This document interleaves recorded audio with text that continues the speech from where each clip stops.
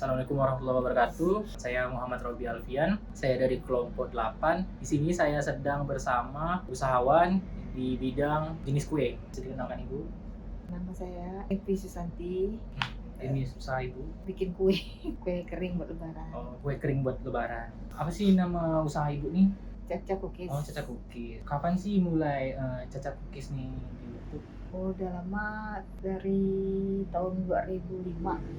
Sebelum Ibu membuka Caca Cookies nih, pekerjaan Ibu sebelumnya apa? Ibu rumah tangga aja. Sasaran untuk konsumen Ibu nih untuk Caca Cookies. Biasanya sih dari raya hari besar, kayak Natal, kayak Imlek, Lebaran, banyak pesanan. Oh, berarti menerima di saat hari besar. Bagaimana sih daya tarik konsumen untuk usaha Ibu nih, untuk jenis kue Ibu yang bikin kue kering Ibu? Dari rasa kali, dari tiap tahun tuh makin meningkat. Jadi mempertahankan cita rasa itu. Kenapa sih Ibu buat usaha bagian kue gitu? Dari awal sih untuk pakai sendiri ya kan, suka-suka ya. Ternyata ada yang minat, coba bikin banyak yang suka, jadi Ibu lanjut sampai sekarang lah. Dalam usaha Ibu nih ada karyawan nggak? Kalau udah mau lebaran biasanya ada ambil orang, Berapa bantu 2 orang ya. dalam hari raya tuh? Biasanya berapa sih jumlah pesanan dari orang untuk masak kue Ibu? Alhamdulillah bisa dekat 200 kiloan 200 kilo dalam setiap lebaran. setiap lebaran. Mungkin itu saja dari wawancara bersama Ibu Evi. Sekian dari saya. Assalamualaikum warahmatullahi wabarakatuh. Assalamualaikum warahmatullahi wabarakatuh. Saya Riki Inzaghi Baryono, perwakilan dari kelompok 8, akan mewawancarai seorang wirausaha yang ada di bidang jual beli laptop second. Silakan diperkenalkan. Saya pemilik Aris Techno, nama saya Ismur Hadi Rizky. Kapan abang nih mulai buka usaha ini, dijalankannya kapan? Aris Techno ini udah berdiri sejak 5 tahun yang lalu, kira-kira bulan September tahun 2017. Terus bagaimana pekerjaan abang nih sebelum jadi wirausaha ini? Gimana abang menemukan ide untuk jual laptop ini? Kalau saya sendiri ya, untuk di bidang wirausaha ini memang udah cukup lama. Kan wirausaha itu kan bukan berarti kita jual barang yang besar ya.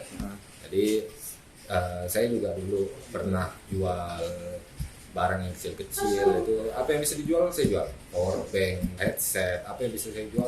Itu udah berlangsung sejak lama dari SMA, karena kan wirausaha itu kan jiwa-jiwa kita, bukan berarti kita jual barang sesuatu yang besar kita baru bisa dibilang wirausaha kan. Nah, jadi kalau misal ditanya jualan apa sebelumnya, banyak yang dijual kalau misal kayak gitu, tapi bibit-bibit wirausaha itu udah tumbuh semenjak Aris Techno ini ada. Sasaran konsumen abang tuh apa? Sasaran konsumen kita bantu warga masyarakat Kalbar untuk punya laptop yang bagus dengan harga murah. Kenapa abang milih untuk menjalankan usaha bisnis jual beli laptop second? Alasan yang utama yang pasti ya menguntungkan ya. Kalau misal kita tidak untung ya untuk apa kita berwirausaha kan? Kalau misal kita dapat rugi ya, dan mending kita tidak usah wirausaha. Nah, yang pasti untuk menjalankan suatu usaha itu kita harus untung. Itu harus untung. Nah, selain untung ya kita cari berkah juga ya. Dan kebetulan selain untung, passion saya juga ya di hal-hal teknologi seperti ini. Kira-kira usaha abang nih butuh karyawan enggak? Berapa lah diperlukan? Untuk Aris sendiri ya, untuk karyawan sekarang itu udah cukup. Tapi tidak menutup kemungkinan kita butuh karyawan tambahan ya, mengingat operasional kita alhamdulillah dalam hari demi hari ini semakin meningkat. Jadi mungkin tidak menutup kemungkinan suatu saat kita bakal buka lowongan pekerjaan juga. Terus gimana sih cara abang memasarkan produk-produk abang ini?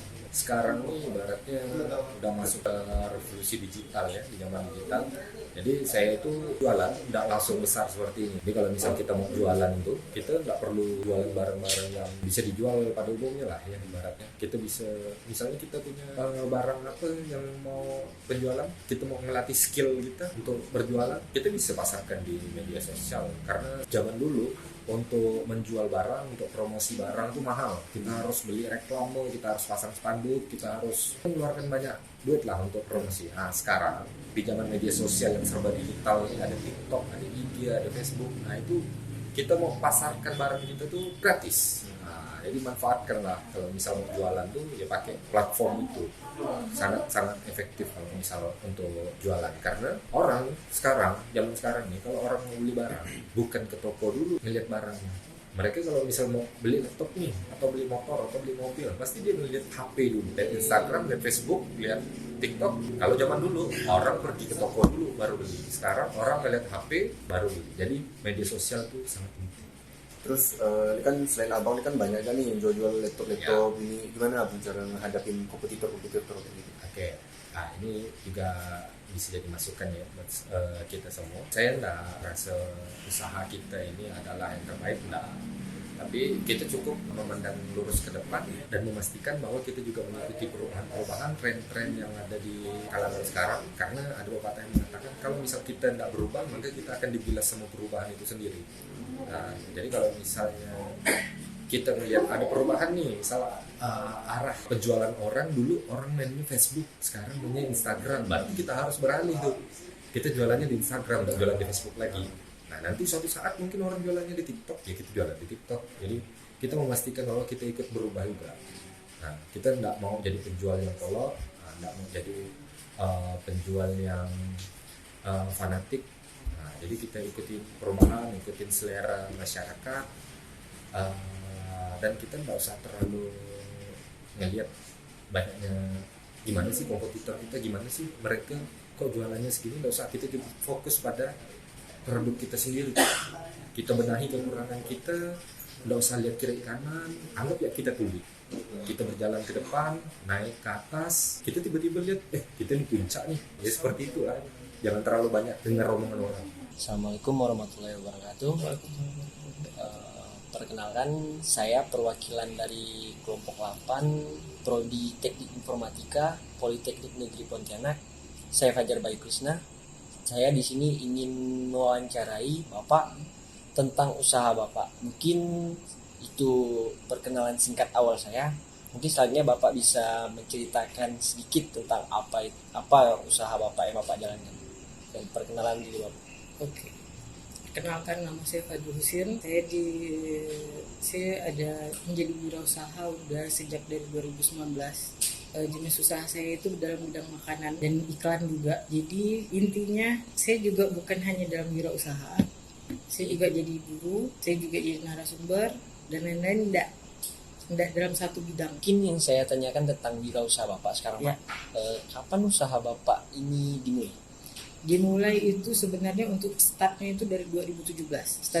Dari 2017, cuman pada saat pembukaan yang benar-benar udah langsung ke masyarakat itu 2019. Jadi sekitar dari 2017, 2018 itu lebih ke pengurusan. Kan Bapak ini memiliki usaha seperti KFC ya Bapak ya? Ya. Sebelum Bapak membuka KFC ini, mungkin Bapak ada wirausaha lain itu, atau ini pertama kali Bapak untuk memulai usaha? Kalau untuk wirausaha lain enggak, karena awalnya itu saya itu hanya mainnya itu di bidang properti. Jadi kayak jual beli ruko, terus sewa menyewa misalnya di gedung atau rumah dan lain-lain. Nah, untuk yang di franchise KFC ini yang tadi udah saya bilang dari sejak 2017 itu waktu untuk pengurusan, karena pengurusan itu benar-benar lama, enggak bisa 1-2 hari atau dalam hitungan bulan.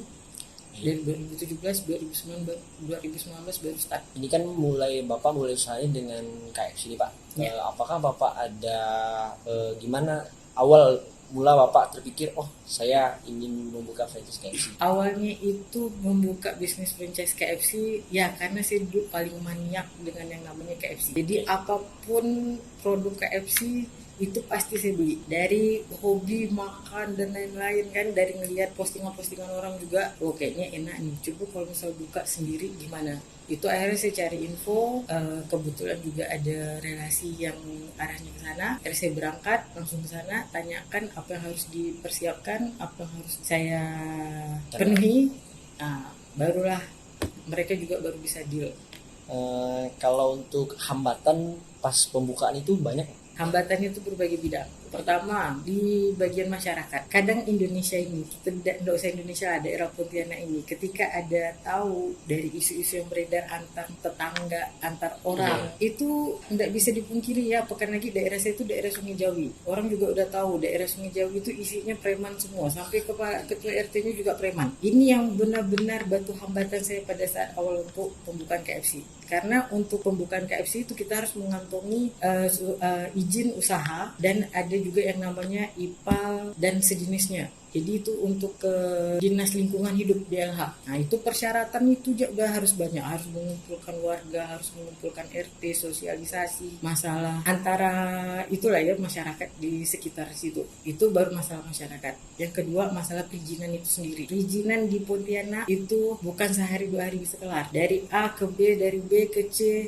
itu kadang mutar lagi, balik lagi ke A, karena memang birokrasinya masih belum to the point kalau di sini. Tapi alhamdulillah akhir-akhir ini semenjak Pak Edi, saya bukan mau muji, mungkin waktu pada saat itu beliau masih baru. Kalau sekarang alhamdulillah sekarang udah SSS-nya udah pakai online dan lain-lain, udah jauh lebih mudah daripada yang dulu.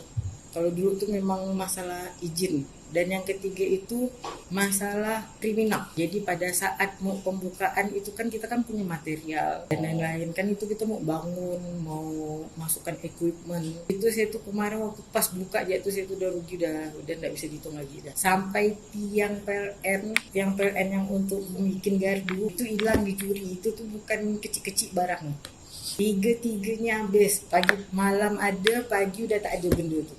Dalam usaha Bapak nih, Bapak pasti membutuhkan banyak karyawan ya Pak ya? Iya.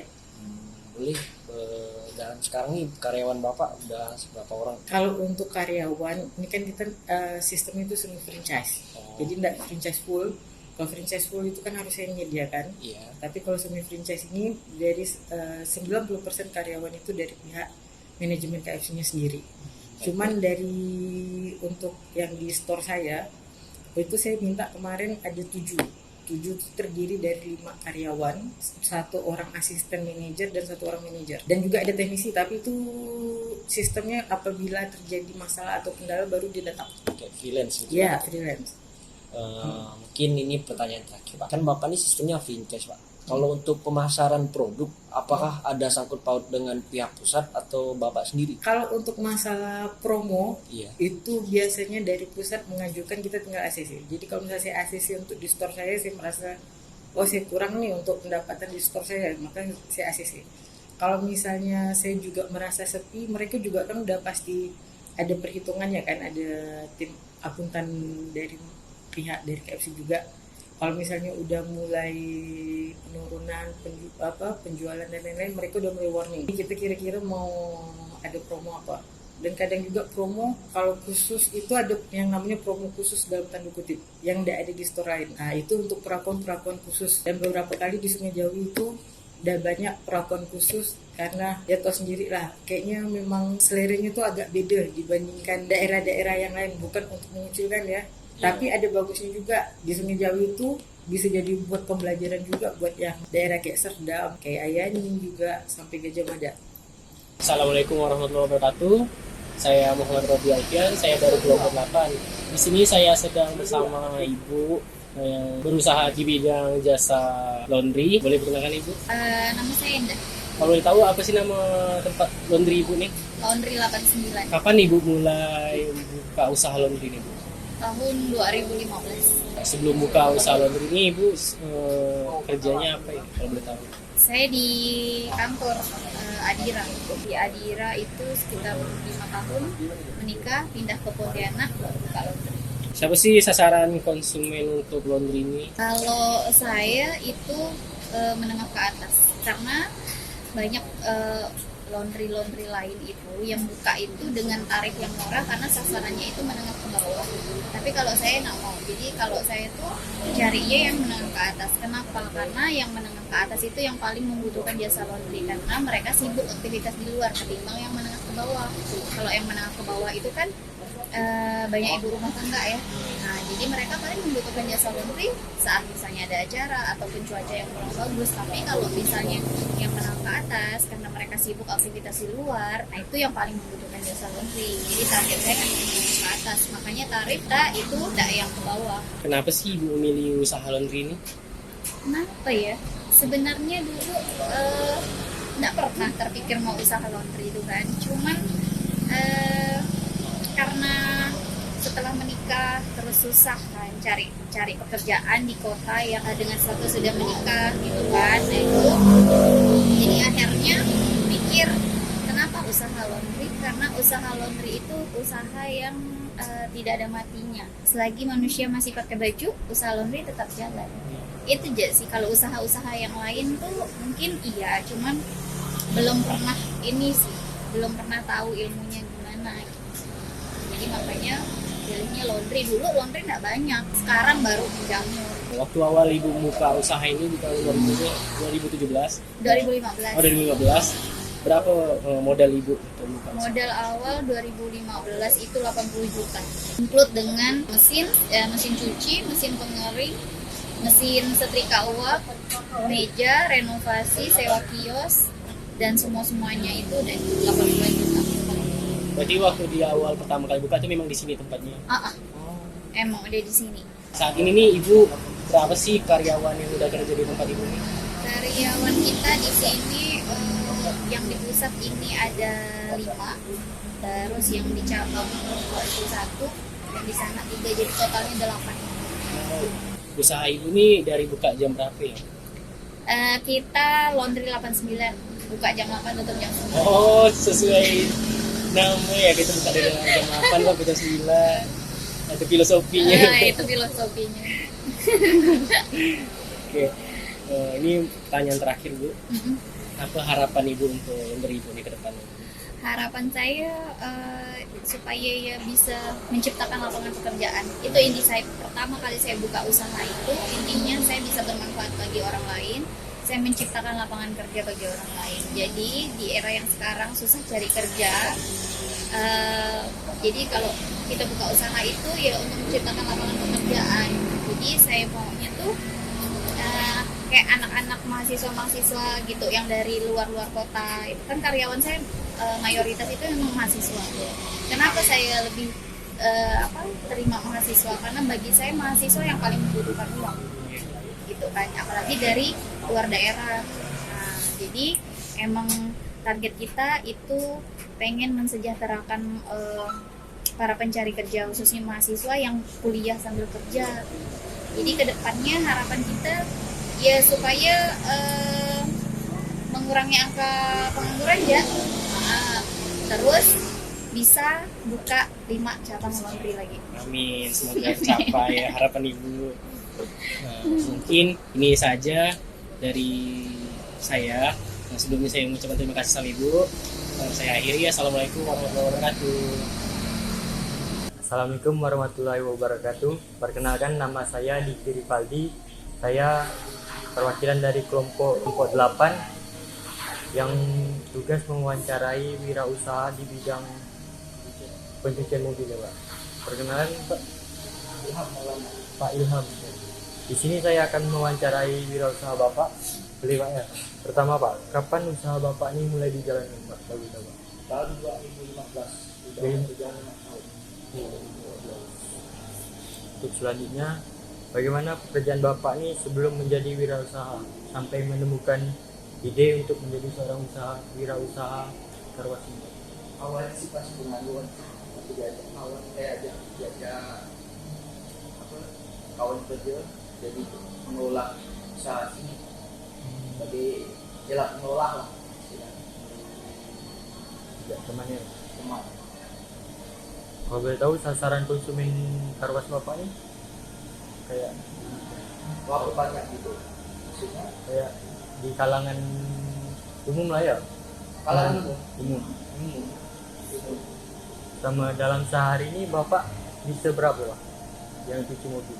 Tergantung dia. Gantung Paling sedikit itu 20-an mobil. Kalau Sabtu Minggu bisa 40-an, 50-an mobil ke atas. tergantung cuaca juga. Tergantung cuaca ya. Tergantung rezeki ya. Bagaimana daya tarik konsumen Bapak ini agar ke sini Pak? Yang pasti datang ke sambut dengan senyum, dengan ramah, supaya menarik perhatian dia. pokoknya wajah kita tuh agak cerah lah, kayak dia kita yang kita kehasilkan tapi kita itu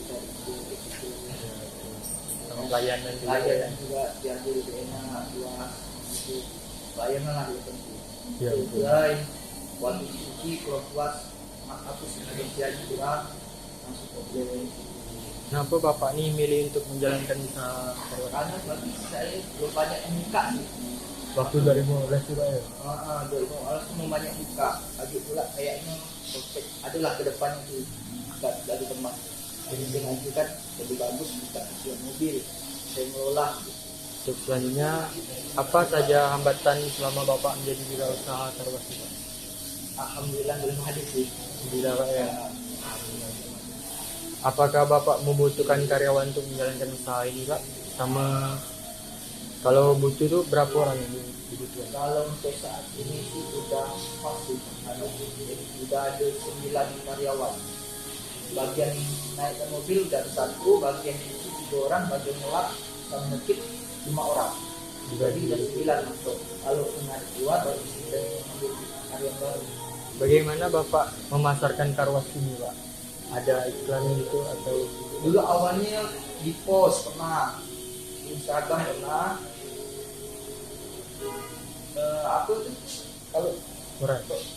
aku kan teman dulu paling aktif sih di Di video Ori Karwas. Peri Karwas IG-nya. Ori Karwas.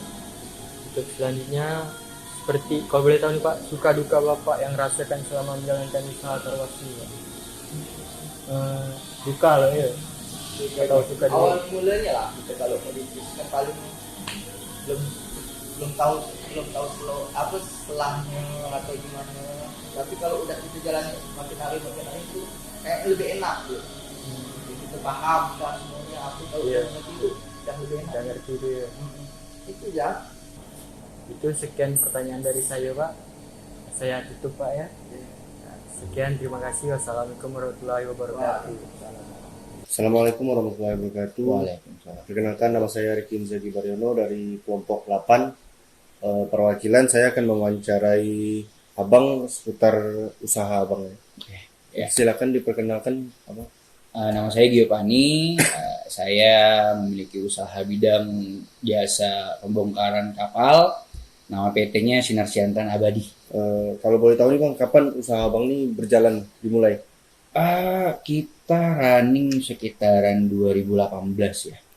2018, dan bidang usaha kita ini lebih banyak berkecimpung di dermaga-dermaga sekitaran Pontianak atau di Pelindo. Sebelum Abang masuk ke dunia usaha yang sekarang nih, sebelumnya Abang usaha apa? Basicnya saya dulu perusahaan pelayaran, dan itu juga kebetulan bos kita itu owner kapalnya sendiri gitu kan. Dan akhirnya saya memandang, oh di sini kita ada satu kesempatan untuk membuka usaha ini gitu loh. Nah, akhirnya kita buka sendiri gitu. Sasaran konsumen Abang? Sasaran konsumen kita lebih ke ini ya, kebetulan karena kapal-kapal yang kita bongkar ini kebanyakan melayani pemerintah, karena kapal-kapal kita itu kebanyakan program pupuk subsidi gitu loh. Jadi bisa dibilang sasarannya ya kapal-kapal yang mengangkut barang-barang subsidi dari pemerintah. Terus untuk usaha ini nih, berapa lah kira-kira modal yang Abang butuhkan untuk menjalankan usaha? Kalau kita bicara modal itu ya kisaran sih ya di atas 2 eman lah mungkin. Karena itu kan ada modal dasar juga yang harus kita sesuai dengan perizinannya juga gitu kan. Paling gitu aja sih. Untuk usaha ini nih, apa Abang tuh butuh karyawan atau enggak sih? Kira-kira berapa karyawan yang Abang butuhkan? Kalau untuk karyawan sendiri sih ya di kantor kita nggak terlalu banyak sih. Di kantor kita ada sekitar paling 3 orang. Tapi yang lebih banyak berkaitan dengan kita itu adalah teman-teman buruh di lapangan. Tapi itu tidak terikat dengan perusahaan kita sih. Karena itu kan mereka ada organisasinya sendiri, dan biasanya juga ada mandor-mandornya sendiri gitu loh. Jadi kita kerjasama dengan mereka aja. Ngapa sih Abang nih buka usaha ini nih? Ngapa enggak usaha yang lain? Ya seperti tadi yang saya ngomong di awal kan, saya basicnya dulu kan pelayaran ya, dan terus saya memantau kan misalnya kerjaan bos kita ini kan ada nih yang namanya tadi pembongkaran dari kapal ke dermaga gitu kan.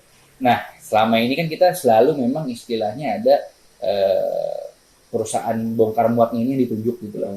Nah, saya akhirnya, tapi itu kan punya orang ya gitu kan. Akhirnya saya melihat dari sini ada kesempatan nih gitu loh.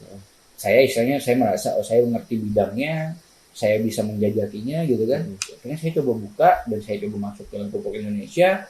Saya bisa bersaing di sana gitu kan, dan alhamdulillah kita ada dapat kesempatan gitu loh.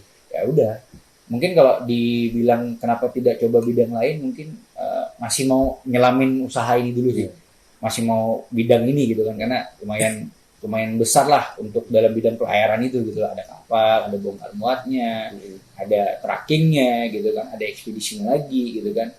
Ya, kalau memang nanti ada kesempatan dan rezeki yang lebih, mungkin bakal nyelam lebih dalam lagi gitu lah. Oke, terima kasih Bang. Ya, sama-sama. Sekian dari saya. Assalamualaikum warahmatullahi wabarakatuh. Waalaikumsalam. Assalamualaikum warahmatullahi wabarakatuh. Perkenalkan, nama saya Diki Rifaldi, perwakilan dari kelompok 8 ingin mewawancari kakak yang mempunyai usaha butik Kak ya. Kak, boleh perkenalan dulu Kak? Kenalkan, nama saya Nani Afriandani. Saya Usaha butik Kak ya? Kak Nani? Iya. Mananya Kak, kapan usaha kakak ini mulai dijalankan atau mulai dijalankan? Ya, mulai buka dulu. Mulai tahun 2017 udah ada 2017 mulai buka, sekarang udah berjalan 5 tahun ini. Kalau boleh tahu nih, sebelum kakak buka usaha butik nih Kak, pekerjaan kakak sebelumnya apa Kak? Saya pernah jadi SPG, sebelumnya pernah juga saya jualan online sebelum online kecil-kecilan gitu sebelum buka butik ya. Ya jadi merintis dari online, kemudian ngelihat perkembangan yang sekarang kan orang banyak pakai gitu kan, HP sekarang, jadi dipasarkan lewat Produk-produk kakak itu gitu ya. Untuk sasaran konsumen kakak nih kebanyakan sih ibu-ibu sama cewek-cewek lah yang remaja lebih itu ya, yang lebih suka belanja kan, iya. buat gonta-ganti. Sama dalam sehari ini Kak, boleh nanya laku berapa ya? Nggak tentu ya, tergantung hari gitu. Kayak mungkin kalau kayak hari besar kayak lebaran ataupun Natal gitu ya lebih banyak lah. Biasa tuh satu hari bisa laku 20 pizza bisa. Kalau di dekat hari-hari gitu Kak ya? Hari biasa paling cuma 5 gitu lah, nggak terlalu. Gimana daya tarik kakak, konsumen kakak ini biar melihat toko butik kakak ini, biar konsumen tuh tertarik Kak? Ya lebih sering itu aja sih, update produk-produk baru gitu ya. Kayak yang model-model baru ya. Kebijakan Kak ya? Lebih sering pasarkan gitu kan lewat story atau. Kenapa Kak ini milih untuk menjalankan usaha butik Kak? Lebih besar peluang itu kayak buat ibu-ibu lah ya, sekarang lebih banyak dicari lah itu ya. Lebih banyak dicari kayaknya. Untuk pakai ya kan? Ada cara-cara gitu ya. Kalau boleh tahu, ibu kakak ini butuh karyawan nggak Kak di toko kakak? Perlu sekali. Perlu. Buat pemasaran, buat modeling kan, kalau buat kita itu rajin gitu lah ya.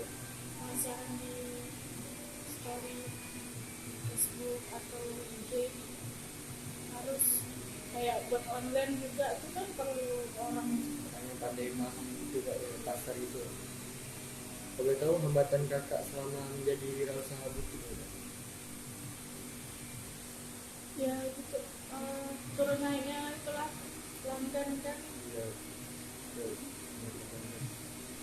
Kadang ada, kadang ramai, nggak tetap gitu kan. Kalau pas sepi, Bagaimana kakak ini memasarkan produk kakak ini Kak? dan cara online. Kalian lewat IG gitu ya, Shopee juga. Iya, Shopee juga. Dalam sebulan nih Kak, berapa yang bisa dibuat Kak? Kayak berapa Banyak. banyak Gitu ya.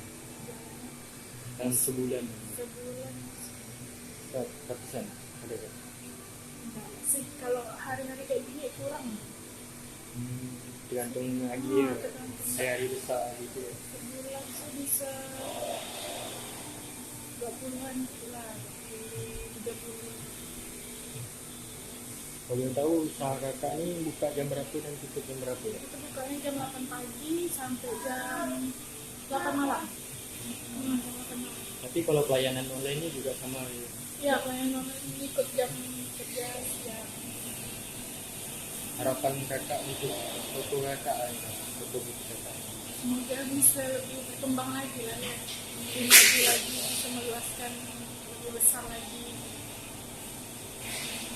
Juga sekian pertanyaan dari saya kak, saya tutup kak ya. Assalamualaikum warahmatullahi wabarakatuh.